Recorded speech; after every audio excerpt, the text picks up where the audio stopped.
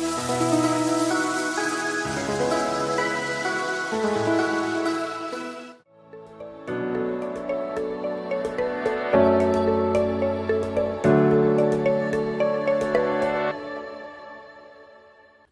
Jemaat Tuhan, senang sekali boleh berjumpa saudara dalam Renungan Kingdom Devotion hari ini. Minggu lalu saya berbicara bagaimana Rasul Paulus memberikan nasihat-nasihat kerasulannya kepada jemaat di Kolose. Kita, jemaat perjanjian baru, kita di zaman ini, kita memerlukan nasihat-nasihat daripada seorang yang dipilih Tuhan, seorang yang dipakai Tuhan sampai akhir hidupnya. Minggu lalu Rasul Paulus menasehati jemaat untuk berdoa, bertekun dalam doa. Nah, saudara sekalian, ketika kita sungguh-sungguh bertekun dalam doa, ketika hubungan kita dengan Tuhan diperbaharui, dikuatkan dalam hubungan doa, pembicaraan, audisi kita setiap saat dengan Tuhan, saya percaya perintah berikut akan datang dalam kehidupan kita dan kita akan dipenuhi dengan hikmat, kebenaran, anugerah Tuhan. Dan inilah perintah yang berikutnya.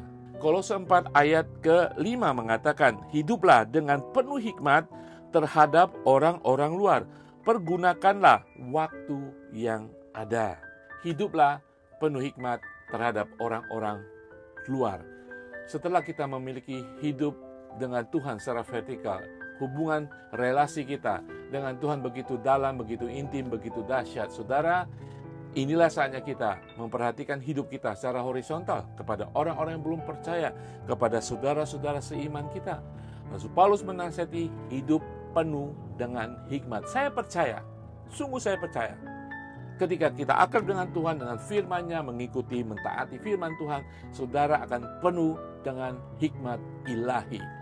Artinya Rasul Paulus mengajak kita, saudara, ketika kita berhubungan dengan orang luar, ya, mereka bukan musuh, mereka bukan orang yang harus kita jauh, kita harus berhubungan dengan orang-orang luar, tetapi harus dengan penuh hikmat, agar mereka tidak mempengaruhi kita, agar kita tetap memiliki hikmat ilahi yang melindungi kita, agar nilai-nilai dunia, hikmat dunia bukannya justru mempengaruhi kita.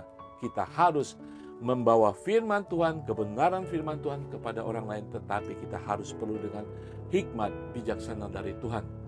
Dan juga saudara, justru dengan hikmat itu kita mempengaruhi orang luar, kita membawa kebenaran firman Tuhan, kebenaran bagaimana dengan hikmat kita menyatakan kasih karunia, karya Kristus, karya keselamatan Tuhan kepada orang-orang luar yang belum mengenal Kristus. Kita perlu hikmat. Kita bisa sekolah tinggi, kita bisa sekolah sangat-sangat tinggi, kita bisa baca semua Alkitab, kita mengerti semuanya, tetapi firman Tuhan mengatakan kita harus penuh hikmat bagi orang luar. Kita perlu hikmat untuk membawa kebenaran yang sudah kita mengerti untuk kita bisa nyatakan kepada orang luar. Bagian berikut mengatakan pergunakanlah waktu yang ada. Waktu di sini adalah kairos, saudara, berbicara tentang kesempatan. Nah, ketika saudara berada di Hong Kong, dimanapun saudara berada sebagai orang percaya, Tuhan sudah menyediakan kesempatan-kesempatan bagi setiap orang untuk berbuat baik. Tuhan menyediakan firman Tuhan, mendatangkan kekuatan, penghiburan, dan hikmat bijaksana untuk kita saat ini mempergunakan waktu kairos yang ada dalam setiap kesempatan untuk menyatakan kabar baik Tuhan. Saudara, dimanapun saat ini berada, pekerjaan apapun yang saudara kerjakan hari-hari ini, ya, di situ pasti ada kesempatan buat kita menyatakan kabar baik, perbuatan baik, dan pakai kesempatan itu untuk juga menjaga hidup kita, untuk kita tetap teguh dalam iman kita, kita tetap kuat dalam iman kita, tantangan apapun yang kita hadapi, pakai waktu kairos itu untuk tetap datang pada Tuhan. Di dalam Efesus 5, Rasul Paulus juga menasihati jemaat di Efesus, dikatakan ayat 15, perhatikanlah dengan seksama bagaimana kamu hidup. Jangan seperti orang bebal, tetapi seperti orang arif. Dan pergunakanlah waktu yang ada, karena hari-hari ini adalah jahat. Rasul Paulus mengingatkan bahwa hari-hari ini, di dunia ini, jahat adanya. Kemajuan teknologi, kemudahan bagi manusia tidak membuat manusia menjadi lebih baik. Saudara, kita lihat saat ini, penurunan nilai moral, nilai agama sudah ditinggalkan, bahkan kebenaran firman Tuhan dibelokkan menurut kepentingan masing-masing. Saudara, Yesus adalah yang terutama. Yesus sudah memberikan anugerah kebenarannya.